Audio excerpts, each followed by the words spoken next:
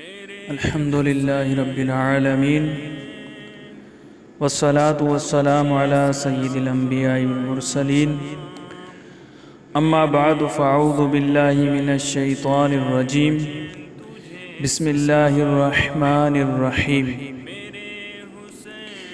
حشر تک چھوڑ گئے ایک درخشندہ مثال، حق پرستوں کو نہ بھولے گا یہ احسان حسین۔ سلطان الاولیاء حضرت خواجہ نظام الدین محبوب الہی رحمت اللہ تعالی علیہ فرماتے ہیں کہ قطب الاقطاب شیخ الاسلام والمسلمین برہان الشرع والدین حضرت بابا فرید الدین مسعود گنج شکر نے فرمایا، جس روز امیر المؤمنین حضرت امام حسین نے شہادت پائی، اسی رات ایک بزرگ نے حضرت فاطمۃ الزہرا کو خواب میں دیکھ کر انبیاء کرام علیہم السلام کی عورتوں کے ساتھ جب دیکھا اور دامن مبارک کمر سے باندھے ہوئے دشت کربلا جہاں کے امیر المؤمنین حضرت امام حسین نے شہادت پائی تھی جھاڑو دے رہی تھیں اور اپنی آستین مبارک سے پاک و صاف کر رہی ہیں۔ پوچھا گیا، اے خاتون قیامت اور اے شفیع روز محشر، یہ کون سا مقام ہے جس کو آپ نے اپنی آستین مبارک سے صاف کیا ہے؟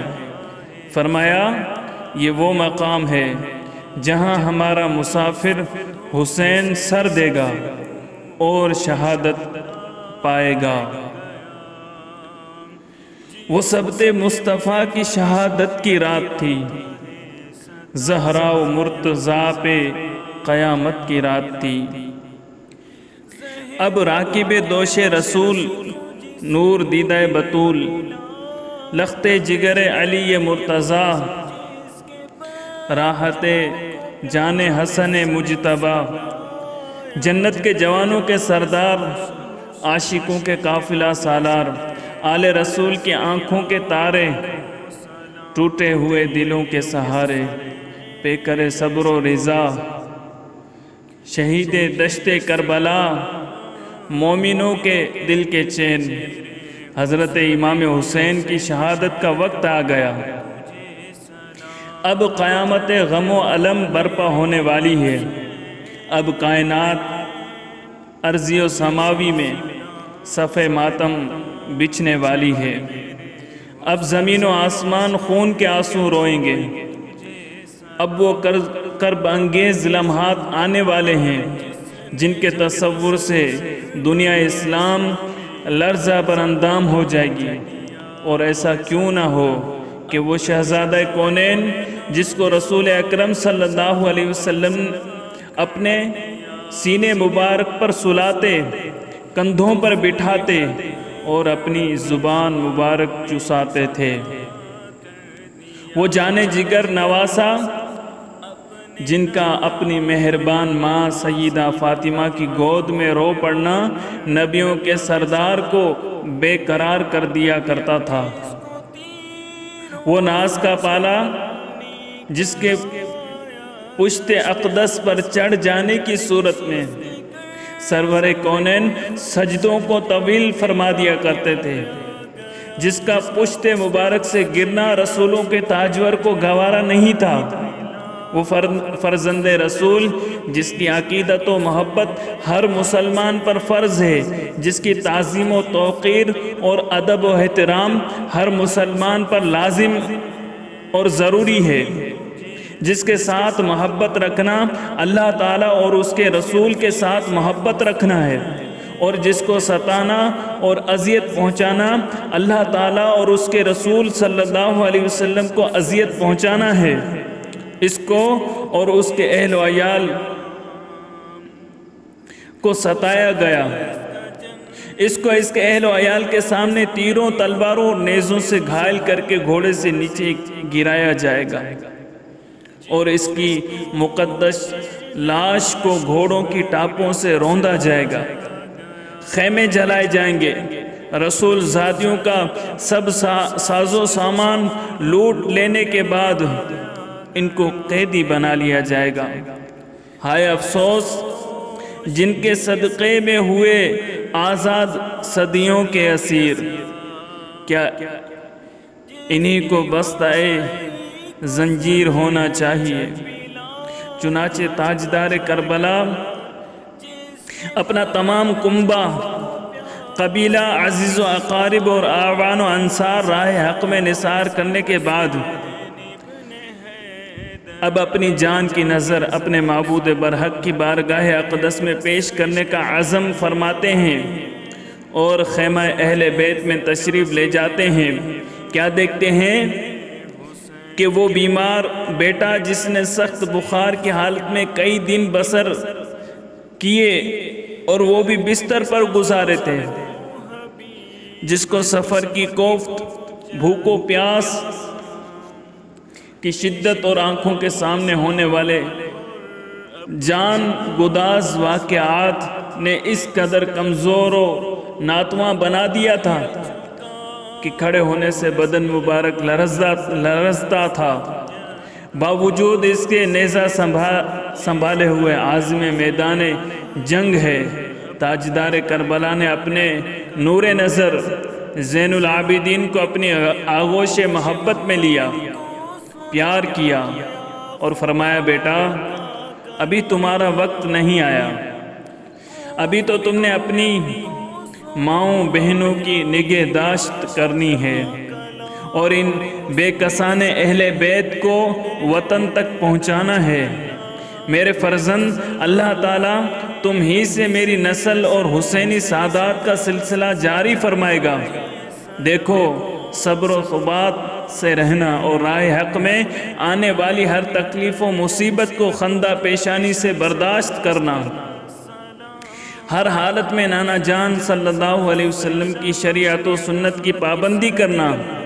بیٹا مصائب و آلام سہتے ہوئے جب کبھی مدینہ منورہ پہنچو تو سب سے پہلے نانا جان کے روضہ انور پر جانا اور نانا جان کو میرا سلام کہنا، سارا آنکھوں دیکھا حال سنانا، پھر میری اماں جان کی قبر پر جانا، انہیں بھی میرا سلام کہنا، میرے بھائی حسن مجتبیٰ کو میرا سلام کہنا، میرے لخت جگر میرے بعد تم ہی میرے جانشین ہو۔ امام پاک نے اپنی دستار مبارک اتار کر امام زین العابدین کے سر پر رکھ دی اور اس صبر و رضا کے پیکر کو فرش علالت پر لٹا دیا۔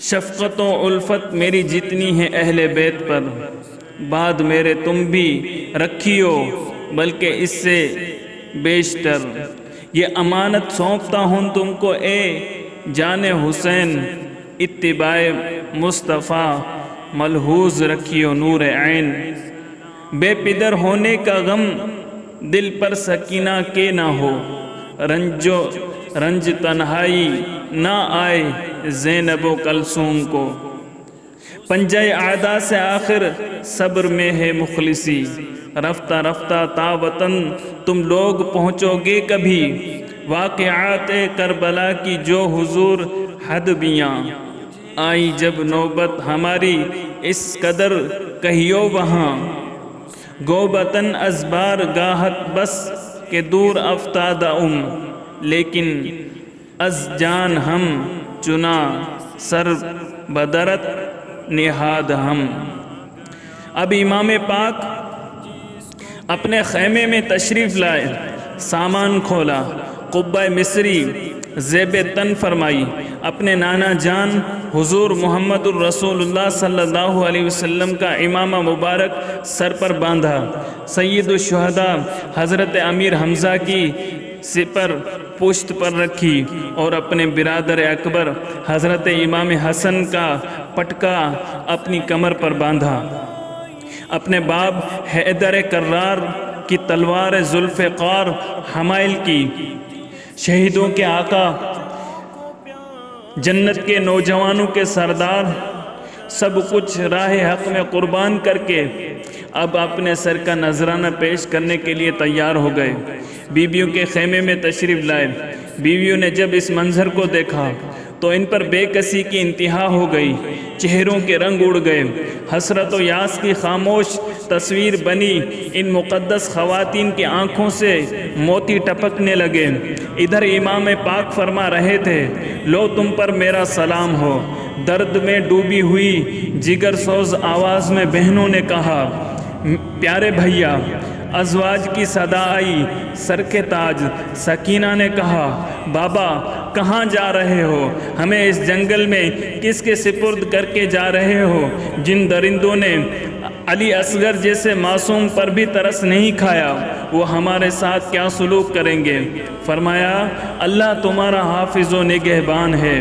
آپ نے صبر کی تلقین فرمائی اور رضا الہی پر صابر و شاکر رہنے کی وصیت کی، اور فرمایا، اللہ کو سونپا تمہیں اے زینب و کلثوم، لگ جاؤ گلے، تم سے بچھڑتا ہے یہ مظلوم، اب جاتے ہی خنجر سے کٹے گا میرا حلقوم، ہے صبر کا اماں کے طریقہ تمہیں معلوم، مجبور ہیں ناچار ہیں مرضی خدا سے، بھائی نہیں جی اٹھنے کا فریاد و بکا سے، جس وقت مجھے ذبح کرے لشکر ناری، رونا نہ سنو آئے نہ آواز تمہاری، بے صبروں کا شیوا ہے بہت گریہ ازاری، جو کرتے ہیں صبر ان کی خدا کرتا ہے یاری، ہو لاکھ ستم رکھیو نظر اپنی خدا پر،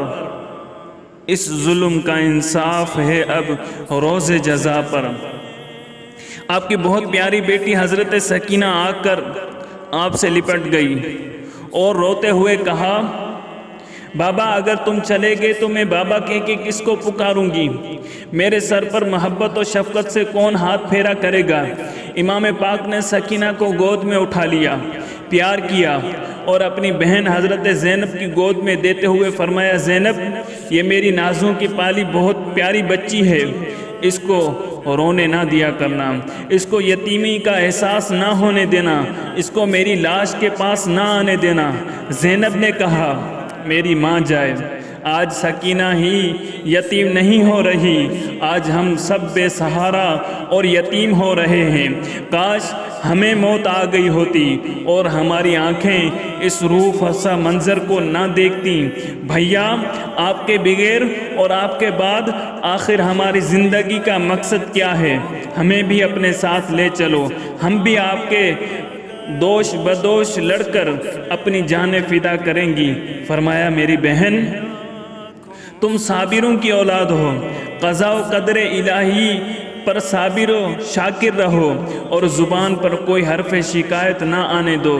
یہ دنیا ایک سرائے فانی ہے اور دار آخرت ہی باقی اور ہمیشہ رہنے کی جگہ ہے۔ ہمارے شفیق نانا اللہ کے رسول تشریف لے گئے، پھر اماں جان سیدہ عالم داغ جدائی دے گئیں۔ بابا کے سر کا زخم 3 دن آنکھوں سے دیکھا، وہ بھی لحد میں جا پہنچے۔ بھائی حسن کے جگر کے ٹکڑے تم نے اور ہم نے تشت میں دیکھے اور صبر کیا، اب میرے معاملے میں بھی صبر کرو۔ تم نے تو ابھی آنے والے شدید ترین مصائب پر بھی صبر کی مہر لگانی ہے۔ پھر آپ نے ایک ایک بی بی کا نام لے کر سلام کیا اور صبر و ضبط کی وصیت فرمائی۔ دکھے ہوئے مجروح دل جدائی کے تصور سے پاش پاش ہو رہے تھے، حسرت بھری نگاہیں پر نور چہرے کا دیدار کر رہی تھی۔ آہ صد آہ، چند لمحات کے بعد یہ جلوے ہمیشہ کے لیے اوجھل ہونے والے ہیں۔ امام نے خدا حافظ کہا اور خیمے سے نکلے، کہہ کر یہ سخن شاہ چلے خیمے کے باہر۔ اس وقت بپا ہو گیا ہنگامہ محشر، چلا کے کوئی کہتی تھی ہے میرے سرور، کہتی تھی کوئی اب نہیں آئیں گے برادر، بابا کو قسم دے کے بلاتی تھی سکینہ، روتی ہوئی پیچھے چلی آتی تھی سکینہ، چلاتی تھی قربان ہو بیٹی چلے آؤ، مر جاؤں گی بابا مجھے تم چھوڑ نہ جاؤ، صدقے گئی ننھا سا میرا دل نہ دکھاؤ، بے تاب ہوں مڑ کر مجھے صورت تو دکھاؤ، شاہ کہتے تھے ماں پاس رہو نکلو نہ تم گھر سے، اب حشر میں ہوے گی ملاقات پدر سے۔ مظلوم کربلا نے دائیں بائیں نگاہ کی تو تمام میدان ان جان نثاروں سے خالی پایا جو ہر وقت رکاب نصرت میں حاضر رہتے تھے اور سواری کے وقت رکاب گردانی کرتے تھے۔ حضرت زینب نے دیکھا کہ بھائی کو کوئی سوار کرانے والا نہیں ہے تو پکاری اے راکب دوش رسول، رکابداری کی خدمت کو کوئی نہیں تو مایوس نہ ہونا، رسول اللہ کی نواسی اس خدمت کے لیے حاضر ہے۔ زینب نے پکارا میرے ماں جائے برادر، ناشاد بہن لینے رکاب آئے برادر، اب کوئی مددگار نہیں ہائے برادر، صدقے ہو بہن گر تمہیں پھر پائے برادر۔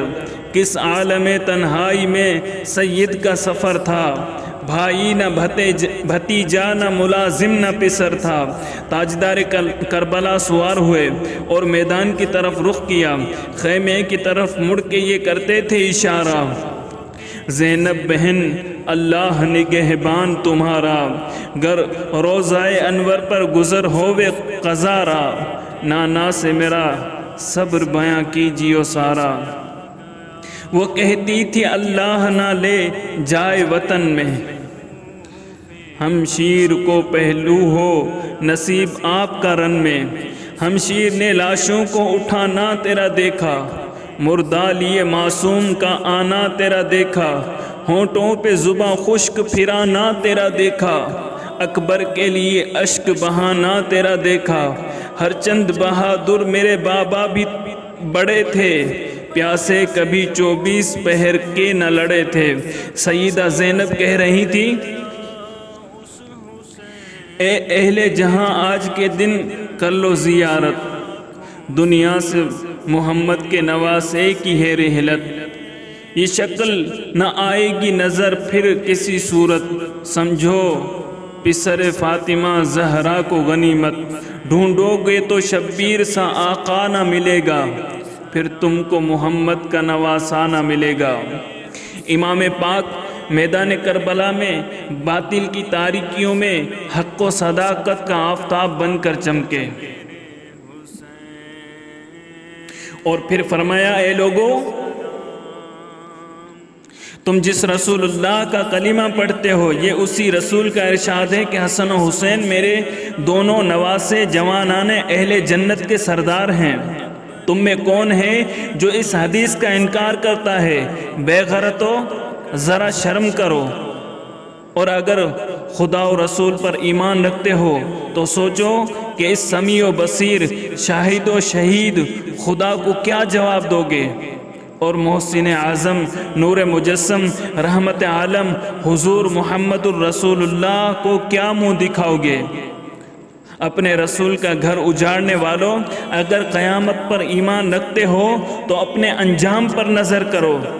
بے وفاؤ، تم نے مجھے خطوط لکھے، میرے پاس قاصد بھیجے اور کہا کہ ہماری رہنمائی کیجیے ورنہ ہم خدا کے حضور آپ کا دامن پکڑ کر شکایت کریں گے۔ میں نے تم پر اعتماد کیا اور چلا آیا۔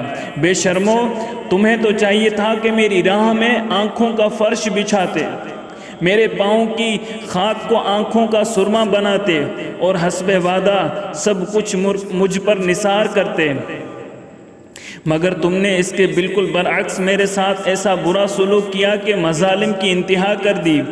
ظالموں، تم نے میری آنکھوں کے سامنے چمن زہرا کے لہلہاتے ہوئے پھولوں کو کاٹا، رسول اللہ کے جگر کے ٹکڑوں کو خاک و خون میں تڑپایا، میرے اعوان و انصار کو قتل کیا۔ اب تم مجھے بھی ذبح کرنا چاہتے ہو، اب بھی وقت ہے، غیرت و شرم سے کام لو اور میرے خون سے اپنے ہاتھوں کو رنگین نہ کرو، میرے قتل کا وبال اپنی گردن پر نہ لو، بولو کیا کہتے ہو؟ انہوں نے کہا آپ یزید کی اطاعت قبول کر لیں ورنہ بجز جنگ کے کوئی چارہ نہیں۔ آپ کو معلوم تھا کہ میری باتوں کا ان پر کوئی اثر نہ ہوگا کیونکہ ان کے قلوب پر مہریں لگ چکی ہیں، شقاوت انتہا کو پہنچ چکی ہے۔ لیکن آپ نے یہ باتیں حجت قائم کرنے کے لیے فرمائی تھیں تاکہ ان کے پاس کوئی بھی عذر باقی نہ رہے۔ اب آفتاب نبوت کا نور نظر، شہنشاہ ولایت کا لخت جگر، مخدومہ کائنات، خاتون جنت کے دل کا چین، پیکر صبر و رضا سیدنا امام حسین بھوک و پیاس کی حالت میں دوستوں اور عزیزوں کی جدائی کے غم دل پر لیے ہوئے، کربلا کی تپتی ہوئی ریت پر 20,000 کے لشکر جرار کے سامنے کھڑا یہ فرما رہا تھا کہ اگر تم کسی طرح خون ناحق سے باز آنے والے نہیں ہو تو آؤ اپنی مراد کو پورا کرو اور میرے خون سے اپنی پیاس بجھاؤ اور اپنے بہترین بہادروں اور جنگجوؤں کو ایک ایک کر کے میرے مقابلے میں بھیجتے جاؤ اور قوت ربانی اور شجاعت حسینی اور ضربات حیدری کے مظاہرے دیکھتے جاؤ۔ چنانچہ مشہور جنگجو اور بہادر افراد جن کو سخت وقت کے لیے محفوظ رکھا گیا تھا، ان میں سے تمیم بن قحطبہ پوری تیاری کے ساتھ اپنی بہادری کی ڈینگیں مارتا ہوا اور غرور و تکبر کی کلی میں کہتا ہوا آپ کے مقابلے پر آیا اور خون منہ کو لگے ہوئے چیتے کی مانند آپ پر جھپٹا۔ آپ نے برق خاطف کی طرح تیغ براں چمکا کر اس کا سر مثل خیام خام جسم سے اڑا دیا اور اس کے غرور و شجاعت کو خاک میں ملا دیا۔ یہ دیکھ کر جابر ابن قاہر قمی بڑے کر و فر اور لاف و غضاف کے ساتھ آگے بڑھا اور ایک نعرہ مار کر کہنے لگا کہ بہادران شام و عراق میں میری شجاعت اور بہادری کے چرچے ہیں، کسی میں میرے مقابلے کی تاب نہیں۔ جب سپاہ شام کا یہ سرکش گستاخ حضرت کے سامنے آیا تو آپ پر تلوار کا وار کیا، آپ نے اس کا وار بچا کر سیف براں کا ایک ایسا وار اس پر کیا کہ اس کا بازو کٹ کر زمین پر جا پڑا، پشت پھیر کر بھاگنے لگا۔ ملک الموت نے اس کا راستہ روک لیا اور امام پاک نے دوسری ضرب لگا کر اس کے سر کو تن سے جدا کر دیا۔ بدر بن سہیل یمنی غصے سے لال پیلا ہوتا ہوا عمر بن سعد سے کہنے لگا کن بزدلوں اور شجاعت کا نام بدنام کرنے والوں کو حسین کے مقابلے میں بھیج رہے ہو، جو 2 ہاتھ بھی جم کر مقابلہ نہیں کر سکے۔ میرے چاروں بیٹوں میں سے جسے چاہو اب میدان میں بھیج دو اور پھر دیکھو کہ مجھ سے سیکھے ہوئے میرے یہ فرزند آج کس طرح فن حرب کا مظاہرہ کرتے ہیں۔ عمر بن سعد نے بدر کے بڑے فرزند کو اشارہ کیا، وہ گھوڑا اڑاتا ہوا حضرت کے مقابل آیا۔ حضرت نے فرمایا بہتر ہوتا کہ تیرا باپ میدان میں آتا کہ وہ تیری بدبختی کا تماشا نہ دیکھتا۔ یہ فرما کر تیغ خون آشام سے ایک ہی وار اس پر ایسا کیا کہ اس کا کام تمام کر دیا۔ بدر نے جب اپنے بیٹے کو زمین پر تڑپتے ہوئے دیکھا، اس کی آنکھوں میں دنیا اندھیر ہو گئی۔ غیظ و غضب کا پتلا بن کر نیزہ ہلاتے ہوئے میدان میں نکلا اور آپ پر وار کیا۔ آپ نے اپنی ڈھال پر اس خوبصورتی سے اس کے وار کو روکا کہ یک لخت اس کے نیزے کی انی ٹوٹ کر زمین پر گر پڑی۔ بد نصیب نے خالی ڈنڈے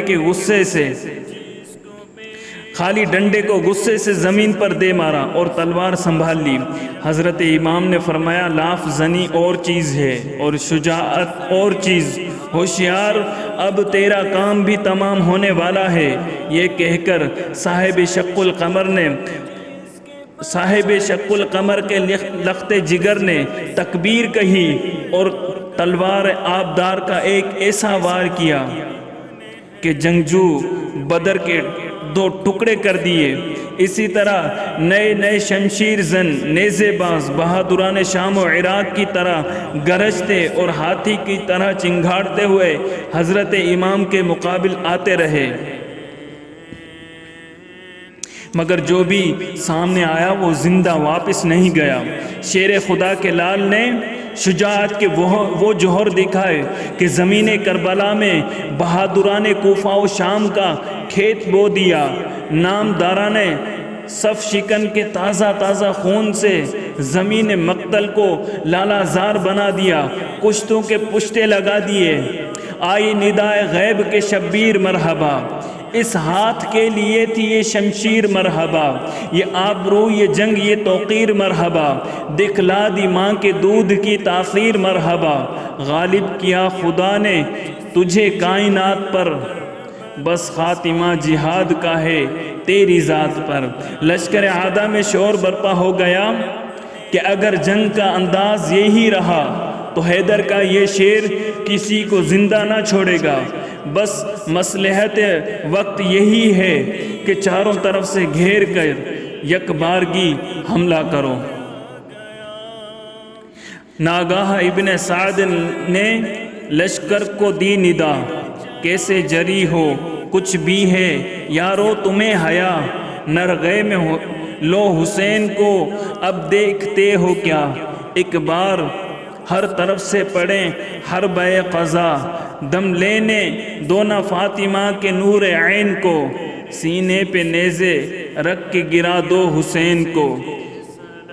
یہ سن کے مستعد ہوئے وہ سارے نابکار، پہلو میں آئے تان کے نیزوں کو نیزے دار، سینے کے آگے تیر زنوں نے کیا قرار، پتھر لیے یمین و یسار، آئے 2000 پیدل سوار، گرد سب اس آن ہو گئے، بے کس کے قتل ہونے کے سامان ہو گئے۔ چنانچہ زہرا کے چاند پر جور و جفا کی تاریک گھٹا چھا گئی، ہزاروں جوان دوڑ پڑے اور حضرت امام کو گھیرے میں لے لیا۔ آپ نے فرمایا ظالموں، اگر تم نے ابن زیاد اور یزید کی خوشنودی کی خاطر اولاد رسول کا خون بہانا ضروری سمجھ لیا ہے تو اولاد رسول نے بھی اللہ تعالیٰ اور رسول اللہ کی خوشنودی اور دین اسلام کی حفاظت کے لیے سب کچھ قربان کرنے کی ٹھان لی ہے۔ یہ کہتے تھے حضرت کہ بڑے برچھیوں والے اور آئے پس پشت سواروں کے رسالے، دہنے کو پیا دے گئے تلوار نکالے، زہرا کے جگر بند پہ چلنے لگے بھالے، گل تھا کہ دو ٹکڑے گل تھا کہ کرو ٹکڑے محمد کے جگر کو، گھوڑے پہ سنبھلنے نہ دو زہرا کے پسر کو۔ حضرت امام ان خون خواروں کے انباہ میں اپنی تیغ خارہ شگاف کے جوہر دکھا رہے تھے، جس طرف گھوڑا بڑھاتے تو وہاں کے کشتوں کے پشتے لگا دیتے، دشمن ہیبت زدہ ہو گئے اور حیرت میں آ گئے۔ عبداللہ بن عمار ایک لشکری کا بیان ہے، خدا کی قسم میں نے کسی ایسے بے کس اور بے بس جس کی اولاد اور اہل بیت اور اصحاب سب قتل ہو چکے ہوں، اس جرت دلیری اور بہادری سے نہ کبھی پہلے نہ ان کے بعد لڑتے ہوئے ہرگز نہیں دیکھا، جس طرح حسین کو دیکھا۔ ان کے حملے سے ان کے دائیں بائیں کے لوگ اس طرح بھاگتے جس طرح بھیڑیے کے حملے سے بھیڑ بکریاں بھاگتی ہیں۔ حضرت امام لڑتے جاتے تھے اور فرماتے جاتے تھے، میرے قتل کے لیے جمع ہونے والوں، خدا کی قسم میرے بعد کسی ایسے شخص کو قتل نہ کرو گے جس کا قتل میرے قتل سے زیادہ خدا کے غضب کا باعث ہوگا۔ خدا مجھ کو اعزاز بخشے گا اور تمہیں ذلیل کرے گا، اور جب تک تم پر سخت عذاب نازل نہ کرے گا راضی نہ ہوگا۔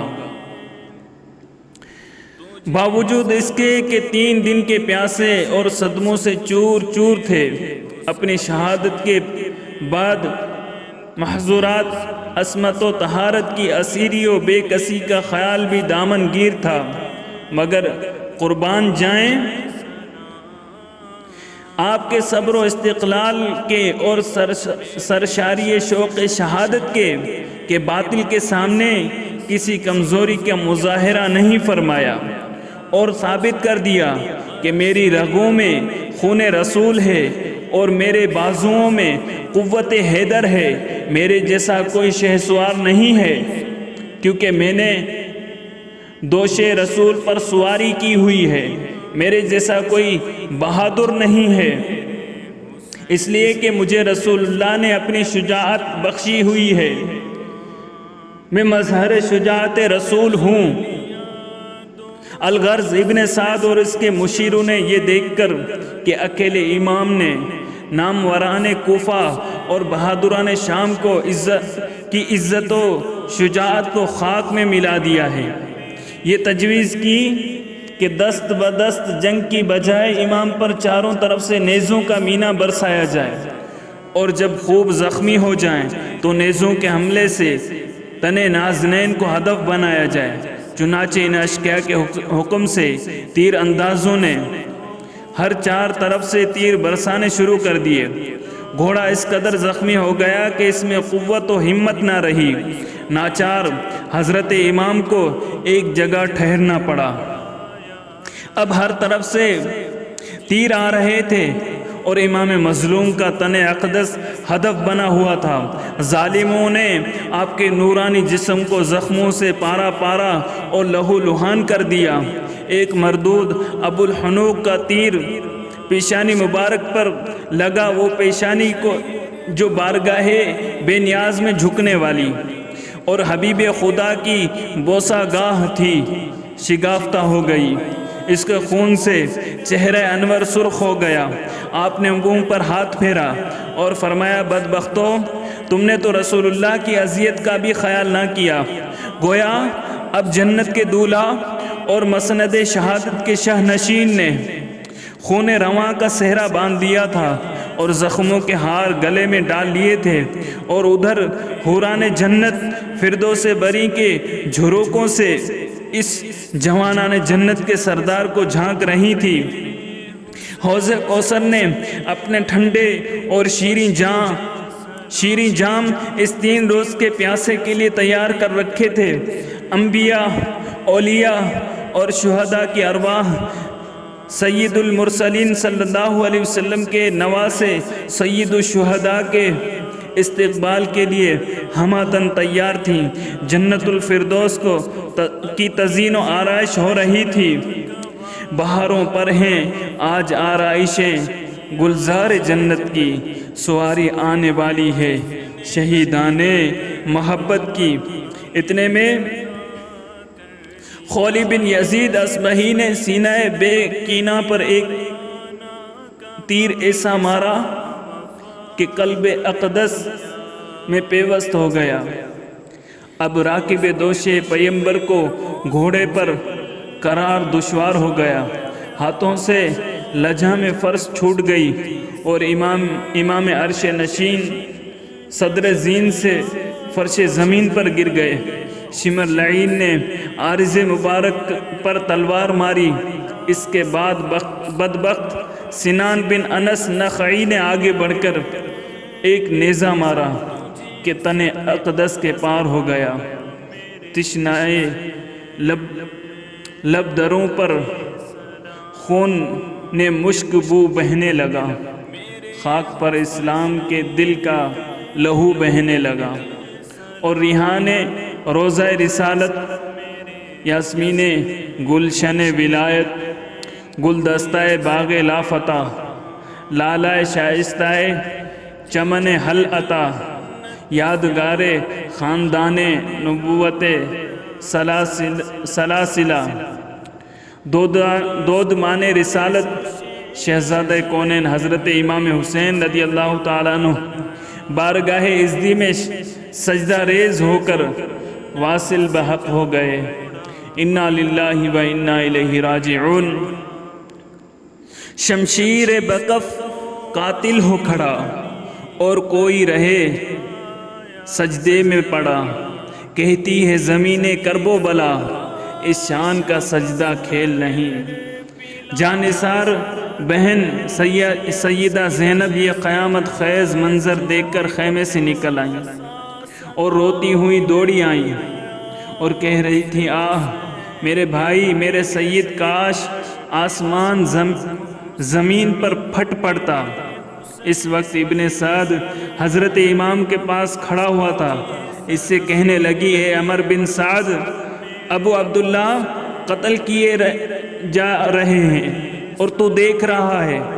گو ابن سعد کی آنکھوں پر جاہ و حشمت کی حرص و طمع نے پردے ڈال دیے تھے، پھر بھی قرابت تھی سیدہ زینب کی فریاد سن کر، اور حالت دیکھ کر بے اختیار رو دیا کہ رخساروں پر آنسوؤں کی لڑی رواں ہو گئی، اور فرط خجالت سے سیدہ زینب کی طرف سے منہ پھیر لیا۔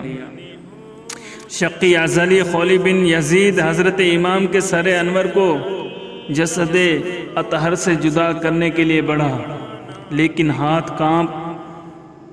کانپ اٹھے، وہ پیچھے ہٹ گیا۔ اس کے بھائی حشل بن یزید پلیت نے گھوڑے سے اتر کر سر مکرم کو جسد معظم سے جدا کر کے اپنے بھائی خولی کے حوالے کیا۔ بعض کہتے ہیں کہ شیمر لعین کوڑھی تھا، اس نے سر مبارک کاٹا۔ حضور نے فرمایا تھا کہ میں نے خواب میں دیکھا ہے کہ ایک ابلغ کتا میرے اہل بیت کے خون میں منہ ڈالتا ہے۔ حضرت امام جعفر صادق رضی اللہ تعالی عنہ فرماتے ہیں کہ اس خواب کی تعبیر 50 برس کے بعد ظاہر ہوئی، جب کہ شمر ذی الجوشن ابرس نے حضرت امام کا خون بہایا۔ حضرت محمد بن عمر بن حسن فرماتے ہیں کہ ہم حضرت حسین کے ساتھ کربلا میں تھے۔ آپ نے شمر کو دیکھ کر فرمایا، اللہ اور اس کا رسول سچا ہے۔ رسول اللہ نے فرمایا تھا کہ میں ایک ابلغ کتے کو دیکھتا ہوں جو میرے اہل بیت کے خون میں منہ ڈالتا ہے۔ سیدہ زینب دوڑتی ہوئی اپنے پیارے بھائی کی طرف بڑھی۔ القصہ گرتی پڑتی گئیں فوج کے کریں، آیا نظر نہ فاطمہ زہرا کا مہجبی۔ گھیرے ہوئے تھی چار طرف سے سپاہ کی، چلائیں راہ دو مجھے اے دشمنان دین۔ یہ ابن فاطمہ ہے میں زہرا کی جائی ہوں، دیدار آخری کی تمنا میں آئی ہوں۔ قاتل تو اس طرف کو سر پاک لے چلا، تڑپا زمین پہ یا بدن شاہ کربلا۔ طبل ظفر بجانے لگے دشمن خدا، گل پڑ گیا شہید ہوا ابن مرتضیٰ۔ کھیتی علی کی کٹ گئی بستی اجڑ گئی، پردیس میں حسین سے زینب بچھڑ گئی۔ ناگاہ بہن کو آیا نظر لاشِ امام، بغلوں میں ہاتھ ڈال کے لپٹی وہ تشنہ کام۔ رکھ کر کٹے گلے پہ گلا یہ کیا کلام، اپنی کہی نہ میری سنی ہو گئے تمام۔ ہائے ہائے یہ میرے آتے ہی بے داد ہو گئی، تم ہو گئے شہید میں برباد ہو گئی۔ تذکرہ سبت ابن الجوزی میں ہے کہ آپ کے جسد اطہر پر 33 زخم تیروں نیزوں کے اور 40 زخم تلوار کے تھے، اور آپ کے پیراہن شریف میں 121 سوراخ تیروں کے تھے۔ آسمان تھا زلزلے میں اور تلاطم میں زمین، اس سے آگے کیا ہو مجھ سے کہا جاتا نہیں۔ بہایا بدبختوں نے جسم مبارک کے تمام کپڑے اتار لیے اور آپ کو برہنہ کر دیا۔ چنانچہ آپ کا جبہ خزم عصری کا تھا، وہ قیس بن محمد بن اشعث نے تنے بے سر سے اتار لیا، اور بحر بن قعب نے پاجامہ لیا۔ اسود بن خالد نے نعلن اتار لی۔ عمر بن یزید نے امامہ مبارک لے لیا۔ یزید بن شبل نے چادر لے لی۔ سنان بن انس نخعی نے زرہ اور انگوٹھی اتار لی۔ بنی نحشل کے ایک شخص نے تلوار لے لی، جو بعد میں حبیب بن بدیل کے خاندان میں آ گئی۔ اس قدر ظلم و ستم کرنے کے بعد بھی سنگ دل اور خونی شامیوں اور کوفیوں کا جذبہ بغض و عناد ختم نہ ہوا۔ بدبختوں نے حضرت امام کے جسد اطہر کو گھوڑوں کی ٹاپوں سے پامال کر کے ریزہ ریزہ کر ڈالا۔ اس بہیمانہ شقاوت کے بعد لٹیروں نے پردہ نشینان عفاف کے خیموں میں داخل ہو کر اہل بیت کا سارا سامان لوٹ لیا۔ اس شقاوت و سنگ دلی پر زمین کانپ اٹھی، عرش الہی تھرا گیا، زمین و آسمان خون کے آنسو روئے، شجر و حجر سے نالو شیون کی صدائیں بلند ہوئیں، جن و انس اور ملائکہ آسمان میں صف ماتم بچ گئی۔ اہل بیت پاک سے گستاخیاں بے باکیاں، لعنت اللہ علیکم دشمنان اہل بیت۔ کربلا کے بیابان میں ظلم و جفا کی آندھی چلی، مصطفی چمن کے گنچا و گل باد سموم کی نظر ہو گئے، علی کا گھر تاراج ہو گیا، زہرا کا لہلہاتا باغ اجڑ گیا، ریاض نبوی کا گل سرسبز مسلا گیا۔ اس غریب الوطنی میں بچے یتیم اور بیوہ ہو گئیں، اور بیویاں بیوہ ہو گئیں، اور ان کو اسیر بنا لیا گیا۔ یہ واقعہ 10 محرم 61 سنہ ہجری جمعے کے روز ہوا۔ حضرت امام پاک کی عمر شریف اس وقت 56 سال 5 ماہ اور 5 دن کی تھی۔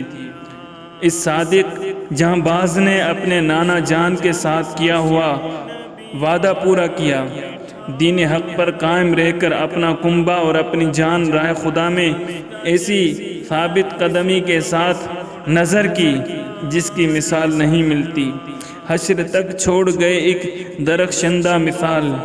حق پرستوں کو نہ بھولے گا یہ احسان حسین۔